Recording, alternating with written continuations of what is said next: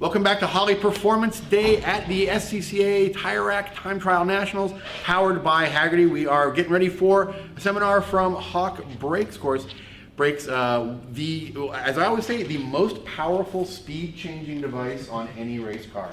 I don't care how much power you have, except for my guy in the Subaru over here. You will never out-accelerate your brakes. So very, very important part of going fast on a racetrack and being safe on a racetrack. We're trying to get the screen working again, but until then, Taylor's just going to kind of do stuff with his hands to show you how brakes work. But he's got a lot to talk about despite that, so if we can get that working, great. If not, he's still plenty to talk about here. So without further ado, Taylor Allen from Hawk Brakes. Thanks for Take it away, my friend. Thanks. Like you said, I'm Taylor Allen. I'm from Cleveland, Ohio. It's where Hawk's founded and all our pads are manufactured right here in the Midwest. So here to talk about kind of our product overview and some common solutions and problems a lot of people face at track days, especially if you're a little bit of a beginner. Here I know we're at the Nationals, so I think most people here are pretty experienced, but some problems can always kind of pop up. So just a basic overview. I know we don't have the screen up, so I apologize for that. But I mean, Hawk does have 15 different compounds. We have 3 for street usage, 2 for trucks and towing. So it's a good thing to remember for your tow rig, your daily driver truck. We do offer a compound that's tailored towards that. And then 9 specific compounds for motorsport use. So ranging from anything from a Formula Ford to a Cup Car Watkins Glen, Spec Miata, Spec E30, anything here, a Corvette, high power car. We've got a compound for you in a pad shape we know will fit, and that includes aftermarket big brake kits, OE calipers. You swap on a Q7 SUV caliper onto your Audi A4, we'll work out a pad compound that'll work for that. So let's see if we get it. Yeah, some of the main common problems we hear a lot about on early track days, mainly the first one's a sinking pedal, right? You go out there on the track, you make a few laps, your pedal keeps getting softer and softer, it starts going towards the floor. So initially a lot of people think, oh, like my pads are bad, right? But since that pedal's sinking to the floor, what's most likely happening is you're boiling your brake fluid. So either you've got older brake fluid, as it absorbs moisture, the wet boiling point significantly drops pretty quickly. So the first thing I always want to do is check for fresh brake fluid, completely flush the whole system with either high temp quality fluid, or if it's more of a street car, just use like a DOT4 is what I typically recommend, but always check your your OEM recommendations. And then also on the other side, if you have a mechanical failure, check for any leaks of the caliper, master cylinder, proportioning blocks, anything like that, because that's another problem that can happen a lot. If you are boiling a new fluid, you may need to move up to a higher temp capacity fluid. There's many different options out there. Hawk, we launched our HP 520. It's a 500 degree dry boiling temp fluid. It's good for street cars, mild track usage. So it's always a great option for that. For heavier track usage, we always do recommend something with a much higher boiling point. One of the other main problems that will happen is you'll have a rock hard pedal, you'll have no braking effort, no friction, and you'll smell hot brakes. That's the other common problem. You're smoking your brake pads. Either you've got maybe the wrong compound, you should look at what pad you're running. If you're running an OE pad, look at replacing it with a great option like anything from Hawk Performance, obviously. But yeah, that's another problem that obviously happens a lot. If you made some upgrades to your car, maybe you have better tires now, you're not getting any ABS intrusion, you've got a lot more grip, carrying more speed, you're using the brakes a little bit harder. So in any of those situations, I'd always reevaluate maybe your braking strategy if you can't change the pads at that event. Maybe come in with a lower corner speed, try to carry more speed through the turn. Don't rely on the brakes as much as you can. If you can move up to a different compound, our DTC compounds arrange in sequential order, 80 being the highest temperature highest temperature capacity pad. So you may want to step up to a higher compound. And then also if you have any brake cooling, or if you can add brake cooling, make sure it's unobstructed, it's open, and then last chance, really the most difficult at track day if you don't have cooling is to add it, like I said. And then one of the other things that happens a lot too, because no one ever wants to admit your car doesn't have enough power, you're a bad driver, any of those fun things like that. You may have too much brake pad. What happens there is you'll still have a hard pedal, you'll have no braking effort, no friction, but no brake smell, and you may see a lot of dust and a lot of noise, and also high rotor wear. So typically there, the pad's not getting up into its optimal temperature range. So also in our DTC line for track pads, the higher you move up in the line, the more temperature, more heat, more energy that brake pad's gonna need to effectively work. So that's when you hear you're pulling around the paddock or the track pad, you just don't have any brakes. That's why you can't drive on the street with a heavy track pad. So then what I would try to do is reevaluate also your compound. If you could step down maybe a compound, if you're at a DTC 70, maybe move down to a 60 or a 30. You know, and also if you do have brake ducting, maybe close it off, restrict it, or remove it from the car. That's kind of the main things, you know, to really check for that. The highest symptom there is just the noise and a lot of the dust. Then also, if you're pretty confident you've got the right compound, you've got the car set up perfectly, try to bed the pads in again. You know, if they're fresh pads and you're just going out on the track, really follow like a great bedding procedure, especially if you can replicate on the track. Try to do some medium energy stops from about like 50 down to 20 if it's safe on the track. Do that 5 to 8 times. Then immediately go into like a high speed situation, like simulate track speed if you can, or if you're on the straight here, get up to 100, 110 depending on how fast your car goes on this track. Simulate that again 4 or 5 times, a little more if you can, and then let them cool down. Never hold them, never come to a complete stop. Drive as much as around as you can, like an easy lap around the track, cruise around the paddock, and that normally will help clear that up as well. So those are really like the main issues we see that happen a lot with you know, pads on track days specifically. You know, I think no, yeah, no, it's okay. Yeah, so depending on really what you're doing here, I drive a C5 Z06. It's my first time here. I'm running DTC 60s in the front, and then I run 30s in the back. I typically use split friction like that because I like the rear of the car to be a little bit more stable. If you want the car to rotate more, a lot of people run the same compound front and rear. You know, it's really up to driver preference and how much you like the trail brake, or in some cars, depending on the rear rotor size between the front and rear and the brake bias. But that's the way I like to set the car up that way. The street, I use HP Plus on an NA Miata I drive on the street. HP Plus was known before to have high noise. It was reformulated last year in July to increase overall temperature capacity, increase coefficient of friction across the entire optimal temperature range. Well, most importantly, reducing noise and reducing dust. So it's still our optimal track street pad. If you're a guy who doesn't want to change the pads out, you know, drive on the street, drive to the track, and you want to drive home, I always recommend HP Plus. You're giving up a little bit on the track side, but you're gaining that cold coefficient of friction you need when you're driving stop like the stoplight, and then the brakes are cold. And then for my truck, I use LTS compound. I just have a half-ton Chevy that I tow every now and then, like I towed the vet here. Great overall, like improvement over the stock pads, great coefficient when it's cold, and a significantly better fade resistance, because unfortunately my trailer brakes stopped working on my trailer down here, so it was much more apparent than it normally would be. So yeah, and then we also offer a Super Duty pad that's kind of geared towards more 3/4 ton, 1 ton truck guys, especially if you're towing those heavy race car haulers or hot shot trucking or doing any fleet usage like that. Super Duty is another great pad. So really, like I said, anything you drive or any caliper compound, you know, we've got something for you. Got a question? Do you have any endurance racing compounds? Yeah, right. What kind of car do you drive? It's not the one here, but we race a champ car. Champ car. Yeah. What kind of champ car? Yeah. Yeah. So Hawk Blue is one of our original legacy materials. It's still pretty popular in spec Miata and E30, sorry. Cold, its pad wear and rotor wear is not the best, but once it gets up to its optimal temp range, I still consider it one of the better spec Miata or endurance car, like especially for champ stuff. Outside of that, I would move up to a DTC 30 or a 60 if you're doing a lot of late brake. But from an endurance standpoint, I think, have you ran Blues? No, I don't think so, unless they were on the car, but we've run 60s before on the car. Yeah, and how was the wear? Not enough for... It's borderline on 24-hour races. Yeah, try some Blues. I think you'll like Blue. Yeah. Any other questions? Good. Does your pad consistency change from when the pad is new to when it's worn down? Basically, like when you guys fuse the pad to the backing plate, does the back of the pad like get affected? Is it like a different consistency than the front? You know what I mean? Yeah. It shouldn't. So what happens, so we don't use any adhesive. All of our friction material is bonded to the backing plate.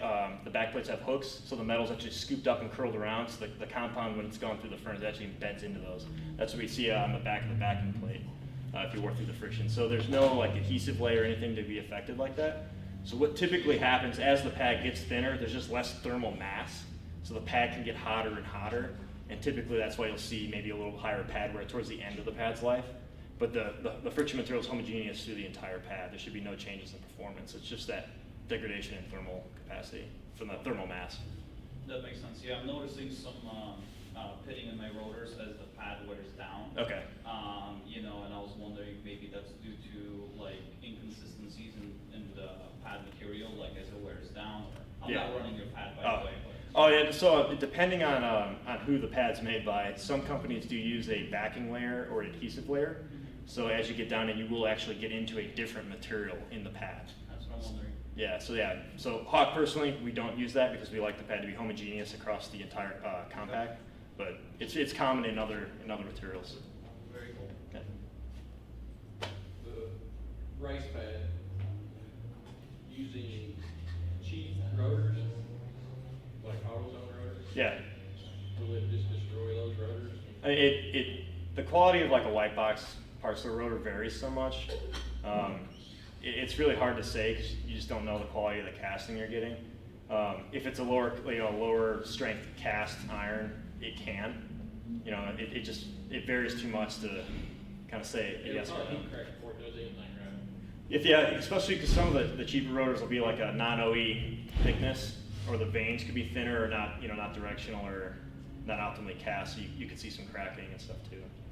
It's Drilled slotted stock size rotors, I don't know if it benefits you over a standard smooth rotor, are they? It really depends on what you're doing. If there's any water in the track, a lot of pads don't off gas as much as they used to. That was where the real benefit in drilled and slotted is. But it still helps like heat dissipation and thermal. So it'll help, especially if it's more on a street car. Here, like on a track pad with just the slotted, which we do offer our Talon rotors in drilled and slotted, and also just slotted. And that helps keep the low density, what you normally call glazed material, that low density pad face. It helps clean that up. So that's where you really see that. So if you have to rebed the pads in, that helps clean that surface off. Yep. Question, so if you don't know what's on your pad, and you're like, well, because you're just getting into it, you're like, well, I'm gonna go from whatever to a DTC, start at the bottom number, or just look by what your car is? Because it varies a lot by the car. So like a 4,000 pound new Camaro with 650 horse, you're gonna burn up some stuff just because of the power and the weight. What kind of car do you have? M3. M3, E90 or V8 car? 92. Yeah. You driving it pretty hard? No. What kind of tires do you have on it? RE71. Yeah, I would probably start at DTC 60s. Okay. And then if you want to be more stable in the back, go with a 30 in the back. Okay. Yeah, a big thing is the tire too. If you're running a more street-oriented tire, ultimately the tire won't have enough grip, and you'll just get brake intrusion straight in the ABS. So with that, RE71s are a great tire. So yeah, I would recommend that. It's a powerful car. Yeah, I would start at 60s for full track use. Yeah. Any other questions? Kind of in that Camaro world, I've seen guys suggest anywhere from DTC 30s to DTC 70s. Yeah. Like in the Camaro world. And for like this kind of application where you're running a 200 Pacific with a street tire. Yeah. Does it really fall that wide of a range? Are some guys under braking or over braking, do you think, with that wide range from you guys? I think having so many compounds, it is common for people to either buy too much pad or too little. And then it really is so dependent on driver feedback and how they're using the car. Okay. Yeah. You can run a DTC 30 in the front, and you'll be fine. If you're not that hard on the car, on a street tire, you'll be fine. But if you're out there on a real grippy tire, 200 tread wear or less, and really hitting the straights hard into the corners, like you'll want a 60. It really does vary that much. I'm seeing a lot of 70-60 splits. Yeah. Yeah, that's especially as the car, any of the stuff gets faster and faster. Is that maybe a weight thing, because you referred to the 60 for the front a couple of times now, but is that because Oh. the Camaro being heavier, maybe you could use the 70? Yeah, like that? yeah, and then especially just my driving skill level, I prefer the 60. I like the quicker ramp up. I don't need as much heat for the pad to be optimal, and my car's a little lighter. But in a heavier car like that with a lot of power, driving a little harder, yeah, I think a 70 would be really beneficial. Is there a cutoff point where you would say don't even consider driving this pad on the street too? It's not. 70 is much worse on the street, cold. It'll glaze faster. It won't be great. It really. Is the glazing permanent or like? No, you just have to go bed the pad in again. Okay. And really follow like a real strict bedding procedure, and it'll clean the pad that you recommend for street track use. Gotcha. Yeah. I've got some HBS street, the front to back, what would you, For a street pad, I would just run all the way around. well, it's mainly gonna be a track. Oh, okay. I just didn't wanna blow all that money right now. Oh, yeah. Same thing on square. I mean, I ain't had a problem out of them yet. Yeah. I slid front tires, no problem. Yeah, that's awesome. Yeah, with those compounds, I would just run all the way around. Maybe getting really technical here. I had an S2000 that I ran the HP Pluses on with OEM Hondas. The next year, just reinstall it for the summer. No noise at all. Is there something that's changed in the pad, or was it? See, did you buy new pads? No, same Same plan. I pads? took them off for the winter, put them back on for the next summer for autocross, and they were. Did you bed them back in, or you just slap them I on? would have betted them in again. Yeah, so you might just had a better bedding and bedding in and getting that efficient like transfer layer of that. Pad, and then put your rotor. Yeah, because if you put the OEM pad back on, you can get if you groove too bad until they get pretty hot. So if are you seeing any grooving? Oh, No, yeah. yeah. Yeah, it's always optimal to match them if you can, like keeping drivers and letting them pass them in front if you can. It's just always, but it's not as important with a. Well, I started on brakes and I am, so I'm gonna put the stock stuff back. Yeah. Yeah, it's always if you can, but it's with the street material, it's not as important. Any other questions? Hey, guy. I'll go ahead. So you kind of hit on the betting procedure a little bit. I do a lot of time trials, and especially in the mornings is when they get the best times in, so it's pretty competitive in our region. If I have to bet it in, it's usually on the track with other cars that are running for times and I can't get in their way. Yeah. Even if I'm in the back, the fastest cars are going to catch me before I can get around the track. Yeah.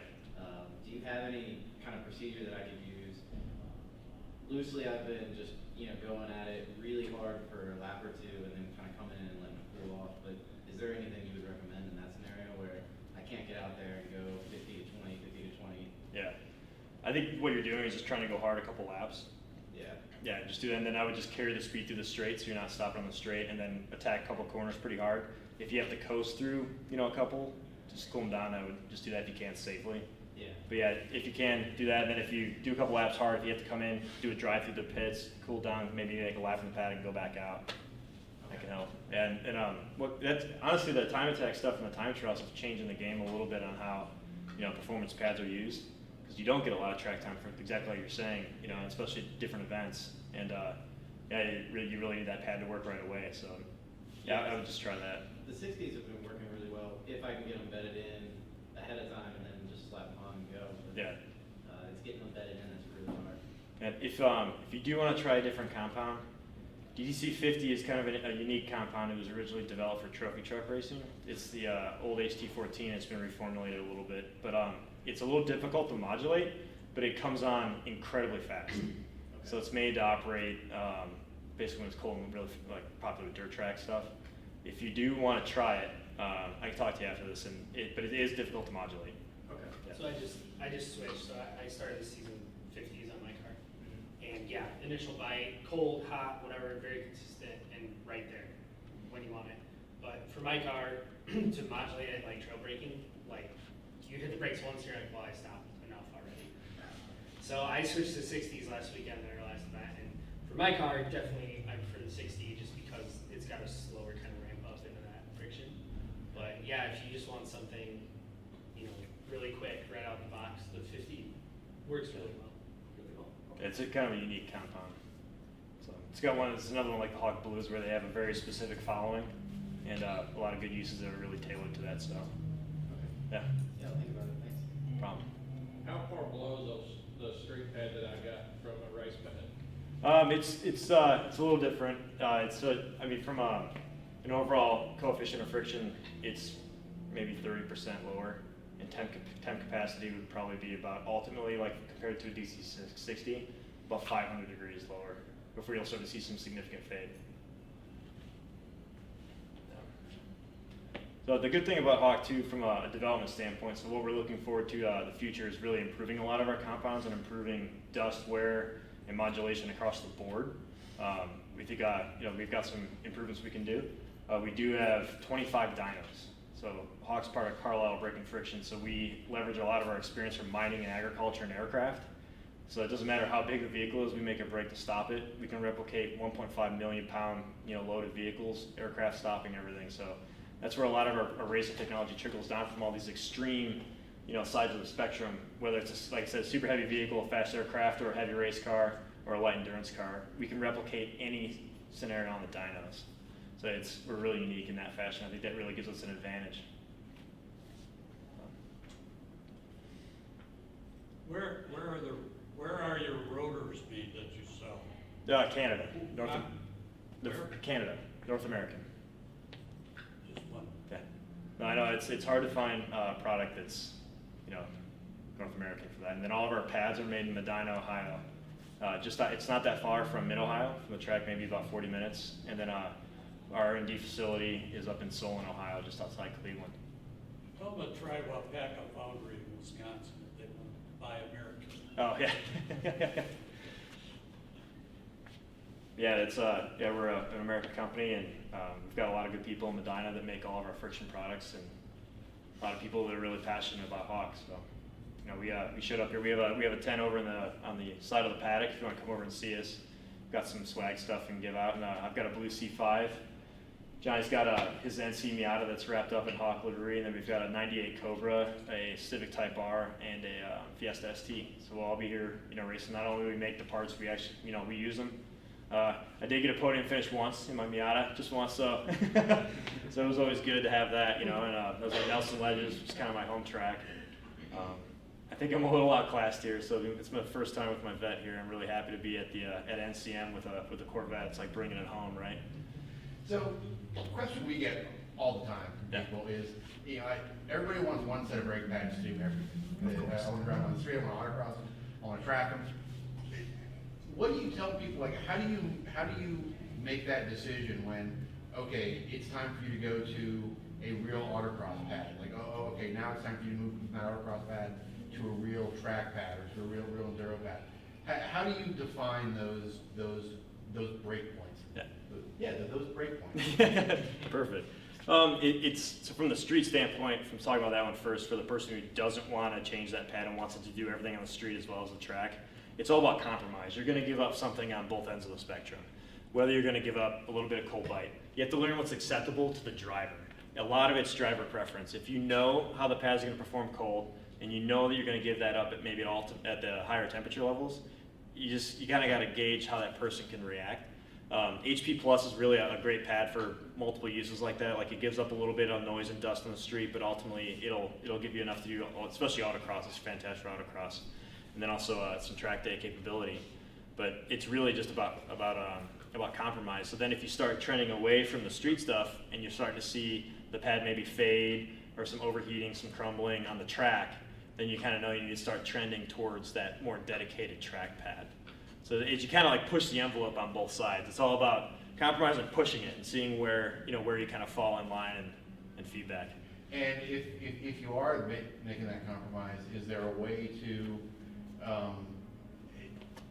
make a track pad or make a street pad more track friendly by altering your driving style? Do you want to brake harder, but like a track night in America? Yeah, so definitely that's where I would kind of just like you high speed section and coast for a little bit. Let off the throttle, really let the car slow down naturally a little bit and start braking earlier, a little softer, not as hard, and then try to just, whenever tracked an old drum brake car, like any historic racing, you really utilize engine braking and coast a little bit. That'll really help you have a much better experience and also be able to drive home on your pads. Aim for the puddles too. Yeah, and then on the other side too, if you're more dedicated with a more extreme, follow that bedding procedure again, especially with HP Plus. If you're starting to see a hard pedal, you don't like it, you're seeing some noise and dust, go out to a safe spot, rebed the pads in, and you should get the performance levels back where you want them to be. And also from a street pad standpoint on the track, I want to talk about too is make sure you do have a good brake fluid. That really will help overall because you're still putting the heat in. And then a lot of people, especially like you mentioned Track Night in America, people show up with their street cars, and a lot of people forget that you do need to replace your brake fluid on a street-driven car typically every 2 years. A lot of people don't do it. And then my personal procedure, the one we recommend at Hawk, is bleeding the brake fluid after every event and a complete flush every season. And then how do you recognize the difference between a pad-based fade and a fluid-based? So the fluid-based fade, the pedal will start sinking and go towards the floor. That's as the fluid aerates and boils, you get air in there, and then air is compressible. So that's when you get that pedal just keep going and going floor all the way down the floor. When the pad starts to fade, the pedal will still stay firm. You'll smell like a lot of that hot brake smell that we're all familiar with here, and that's how you know it's more. Yeah, really, it's all hot brakes in a racing environment like this. They'll smell. You'll smell that hot brake. That's all new to me. I come from motocross, so I mean, brake fade because of the fluid. Circulate it in the entire system. Yeah, typically, even just as a maintenance standpoint, after every track of brake boiling, I would definitely recommend flushing it completely. Yeah, yeah. I mean, and it varies a lot by. And it's just really important. So obviously, too, if anyone doesn't know, the sign of that's a sign right away. If you buy a new car or something you want to track, and you see that in the clutch master or the brake master, because clutch masters run off brake fluid as well, I would immediately flush it and replace it. Any other questions? So we did, so that's slotted. We do recommend that if you are going to do any track usage or autocrossing. We do recommend the slotted only. We also offer slotted only for truck thickness, vane position, and the hat thickness, and obviously diameter to wear out. They're coated with it's called rotors and some new ones, and that'll wear off on the friction surface. It's not like one you get that's coated in oil, so you don't need to clean it off, with brake cleaner or anything. It'll wear off. It actually helps bed the pads in. And then, but on the street, it's great. It helps, keep the rotor from rusting. We've all seen rusty rotors on street stuff, especially in the Midwest, So that's where it helps a lot. So we launched that product line last year. Future, like I was talking earlier, we're talking about, also improving our compounds and also looking at different product lines. So in the future, don't be surprised if you see business, and then see what we can do. So hopefully we'll see some hot brake calipers on some cars in the future. Do you guys do rings for two-piece rotors? We do in a very limited amount. So it's our DTC rental truck cars and a lot of trophy truck stuff. So if you've got like that wide flange ring, so we have a lot of rotors for that. So it's just a little yet, but yeah. So it's all. You got any questions for me, or? Both if you want. Yeah, I've been with the company for 8 years. I started off as an engineer on the shop floor. I've been a diehard gearhead my whole life. Unfortunately, I have the Mopar sickness and the Corvette sickness, so it doesn't really make any sense, but I still have my first car. It's a 67 Plymouth Fury. I've had it for more than half my life now, so I've had it for 17 years. Yeah, so I think how old I am. And yeah, the things I've moved it all over the country. It's a big four-door. I put a big block in it. It used to be a 318 car. It was a drum brake car in the front. Then I used to race an NA Miata and S6 in SCCA time trial. And I just recently moved up to a C5 Z06. So we thrashed on the car, typical late night, like we all know about thrashing on cars, and load them on the trailer in the dark and driving all day and then unloading in the dark. So yeah, so I'm just happy to be here with it. Like I said earlier, it's just cool to bring a Corvette, back to where it was built, its hometown. Yeah, so I've kind of seen a lot of stuff. I like to go to different events. I'm into everything drag racing, autocross, dirt racing. So I've been around a lot of different people using our pads and using different stuff in different applications. Some stuff, that's kind of a surprise. So always learn something, and I'm excited to be here and walk through the paddock and really just see what everyone's running and listen to questions and see if I can help out with anything.